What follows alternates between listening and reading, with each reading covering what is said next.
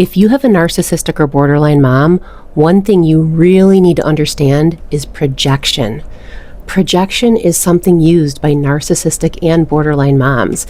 These moms have a very, very difficult time experiencing any kind of negativity about themselves. So any negative traits that they have, they will deny. And this is subconscious. They will deny it and project it onto you. And by the way, this doesn't only apply to moms. This applies to anybody who has narcissistic traits, borderline traits, or just toxic traits in general. So like I said, these people have a very difficult time seeing themselves in a negative light, and they'll do pretty much anything to avoid feeling any sense of shame or just that general ickiness that you feel when you have to face things that you don't like about yourself. So this is how it looks. Your mom calls you selfish because she's selfish. That's projection. She might insinuate that you lie or that you're manipulative, and she does this because she's manipulative. That is projection. She might, in the middle of an argument, say that you blow things way out of proportion. That's projection. She does that because she blows things way out of proportion.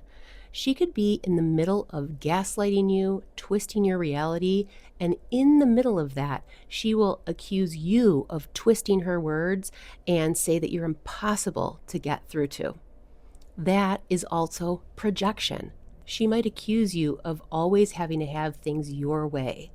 And she does that because she's the one that needs to have everything her way. She's the one that has to control everything at all times. That is projection. And this is so important for you to understand, because when you're in the heat of arguments or disagreements, or maybe you're not even in a disagreement with her and she's accusing you of these things, it can be extremely confusing, especially if you're pretty sure that you are not selfish. You know that you're not a liar. You know that you don't need to have things your way.